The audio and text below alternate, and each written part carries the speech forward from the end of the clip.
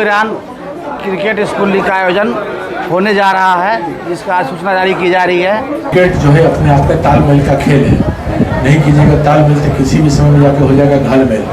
तो इस बात को अपने आप में पहले जब हम लोग छोटे थे तो एक भी पार्क नहीं हुआ करता था, तो वो पार्क सबका सब खेल का मैदान था। पोल्यूशन का लेवल इतना बढ़ गया, आप समझ रहे हैं कि पर्यावरण की सुरक्षा संरक्षा हमारे लिए प्रकृति के बिना हम चल नहीं सकते। नमस्कार, मैं अंकित राज। आज दिनांक 6 जून 2026 को पटना के कासा पिकोला में टर्निंग पॉइंट के द्वारा Casa Piccola corporate school cricket league under 12 और अंडर 15 वर्ग के खिलाड़ियों को प्राइज डिस्ट्रीब्यूशन कार्यक्रम के दौरान ट्रॉफी, मेडल और सर्टिफिकेट देकर सम्मानित किया गया। कार्यक्रम की शुरुआत दीप प्रज्वलित करके की गई, जिसमें दीघा विधायक संजीव चौरसिया, कुम्हरार विधानसभा विधायक संजय गुप्ता और टर्निंग पॉइंट के एमडी विजय शर्मा साथ ही सुमित कुमार मौजूद रहे। साथ ही टर्निंग पॉइंट के एमडी विजय शर्मा ने अपने आने वाले खेल के कार्यक्रम के बारे में जानकारी दी। आइए हम इनसे जानते हैं कि इस कार्यक्रम को करवाने के पीछे का क्या उद्देश्य है।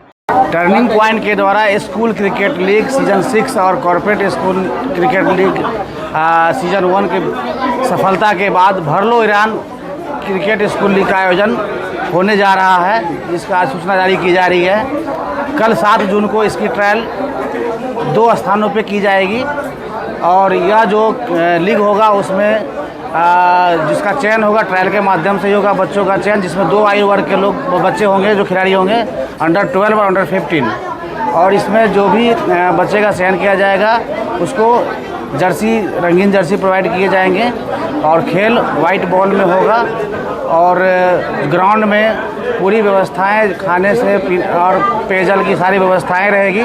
लास्ट में हम लोग फिर से सम्मान समारोह करके बच्चों को पुरस्कृत करेंगे, सम्मानित करेंगे और खेल को विशेष रोमांचक बनाने के लिए जो भी परिपूर्ण व्यवस्थाएं होनी चाहिए हम लोग करने का प्रयास करेंगे। मेरे बीच में माननीय विधायक कुम्हरार माननीय संजय गुप्ता जी उपस्थित हैं, माननीय शर्मा जी भी हैं, सभी क्रिकेट लीग के आयोजक करता है और सभी प्लेयर्स यहाँ पर उपस्थित हैं। तो इस कॉर्पोरेट क्रिकेट लीग के लिए बहुत बहुत बधाई दी है और निश्चित तौर पर ये क्रिकेट जो है अपने आप में तालमेल का खेल है, नहीं कीजिएगा तालमेल तो किसी भी समय में जाकर हो जाएगा घालमेल।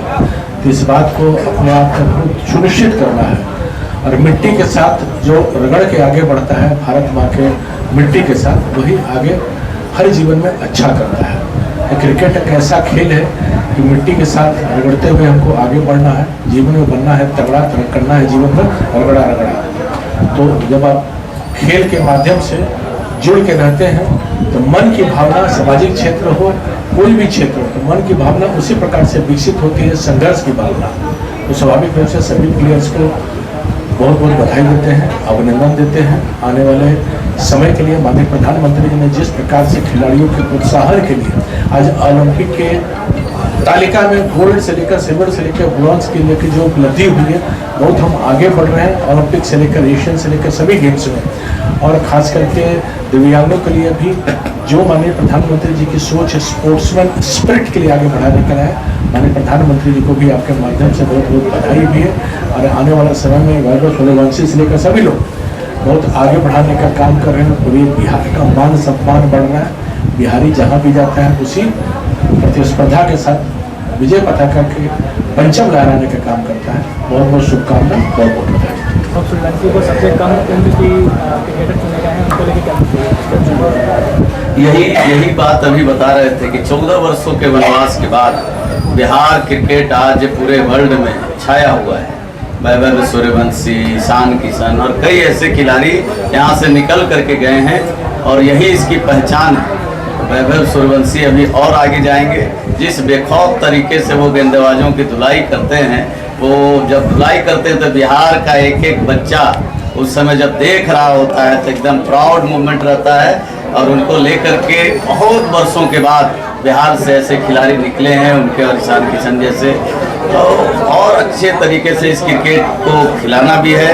आप अभी देख रहे थे कि मोइनुल हक स्टेडियम, हमारे यहाँ एक ऐसा स्टेडियम बिहार में था जो बहुत दिनों से ऐसे ही पड़ा हुआ था, उसको भी हम लोगों ने बहुत अच्छे तरीके से BCA ने भी ले करके और बनाने का भी काम शुरू हो गया है। उसके सारे DPR बन करके टेंडर और ये सब की प्रक्रिया फाइनल हो गया है। आप देखिएगा पाटलिपुत्रा जो हमारा स्टेडियम है, वहाँ इंडोर स्टेडियम से लेकर के एथलेटिक तक के और आवास की भी व्यवस्था है। आप राजगीर में देखिएगा कि अब यहाँ वर्ल्ड क्लास के मैच हो रहे हैं। ये बिहार है और बिहार में तो जो अभी खेल के प्रति बजट है वो लगातार बढ़ता गया है। खेल के प्रति भी बजट बढ़ता गया है। छोटे छोटे स्टेडियम बनाने की जो अपने स्पोर्ट्स विभाग की योजना है वो भी आप देखिएगा कि अब जमीन पे उतरता आ रहा है। और आप देख रहे हैं कि खिलाड़ी जो रही है इंटरनेशनल लेवल की, वो खुद खेल मंत्री हैं। खिलाड़ियों के दर्द को भी समझती हैं कि वो अंदर से एक खिलाड़ी जब खेल रहा होता है तो प्लेटफॉर्म पे तो लगता है कि एक सिक्स मार दिया, बस उतना ही है।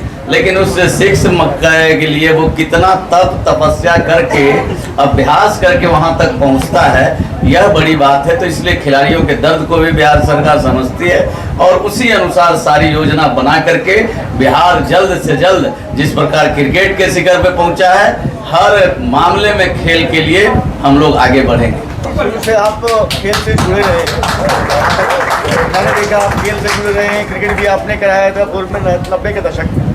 बहुत सारे मैदान उपलब्ध थे उस समय खेलने, लेकिन जब से सरकार आई सारे मैदान को पर्यावरण को दे दिया गया और बच्चों के खेलने के लिए बात करें आपके क्षेत्र की तो शायद ही कोई मैदान है जहां वो खेल सकते हैं। फिर वही मतलब सवाल थोड़ा घुमाया हुआ है। हम बताएं कि पहले जब हम लोग छोटे थे तो एक भी पार्क नहीं हुआ करता था, तो वो पार्क सबका सब खेल का मैदान था। पोल्यूशन का लेवल इतना बढ़ गया, आप समझ रहे हैं कि पर्यावरण की संरक्षा हमारे लिए, प्रकृति के बिना हम चल नहीं सकते हैं। एक ऑक्सीजन हमारा जो है वहीं से मिलता है। जीवन जीने का मूल मंत्र बिना प्रकृति की सुरक्षा क्यों नहीं हो सकता है। पर्यावरण के बिना हम लोग नहीं जी सकते हैं। तो आज हम लोग पटना शहर में पोल्यूशन का लेवल तभी घटा सकते हैं जब हम पेड़ पौधा लगाएंगे। और उसके लिए पार्क में भी हमारे जो लोग हैं, हम मेडिकली अनफिट रहते हैं, लेकिन अगर हम मॉर्निंग वॉक करते हैं, योगा करते हैं, तो वो एक जगह था जहाँ बुजुर्गों के लिए भी डिमांड था। तो ये पार्कों को इसलिए डेवलप किया। अभी भी आधे पार्क बचे हुए हैं जिसको हम सब लोगों नगर विकास से डेवलप करा करके इन बच्चों के लिए करेंगे। बहुत बहुत धन्यवाद। जैसा कि आप लोगों ने देखा कि इस कार्यक्रम को लेकर इनका क्या कहना है, ऐसे ही तमाम खबरों के लिए बने रहे हमारे साथ। धन्यवाद।